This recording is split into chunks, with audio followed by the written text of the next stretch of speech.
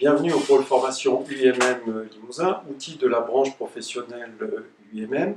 Le pôle formation UIMM Limousin se compose d'un regroupement des activités CFAI, ou plutôt des activités historiques apprentissage, et AFPI, plutôt historiquement un positionnement sur la formation continue et l'accompagnement des demandeurs d'emploi.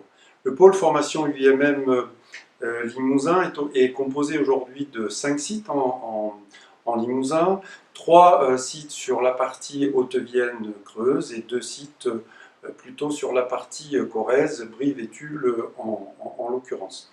Le pôle formation UIMM Limousin est composé aujourd'hui de 60 salariés, 6 millions d'euros de chiffre d'affaires et un peu plus de 4000, entre 4000 et 4500 personnes viennent se former sur une année au pôle formation UIMM Limousin.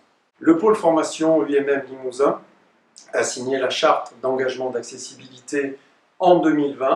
La direction s'est engagée avec 2 experts dédiés, alors pas à temps plein, mais qui sont engagés à nos côtés depuis pratiquement un an, avec des premières actions concrètes réalisées, même si le chemin reste encore long. Nous avons accompagné une vingtaine de parcours individuels sur 4500 personnes qui rejoignent le pôle formation sur une année. Nous avons donc réalisé l'autopositionnement en raisonnant en termes de pôle, donc en concertation CFAI, AFPI Limousin.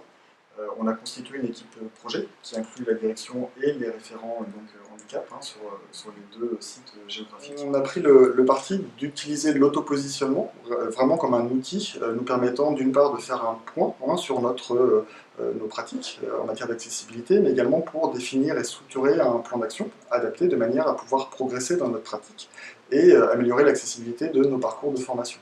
Donc à partir de ce plan d'action, on a défini un ensemble d'axes à travailler et on a suivi une formation, on a suivi les parcours de formation proposés par le CRFH de manière à ce que l'on dispose des clés de lecture et des outils nécessaires pour mener à bien notre mission.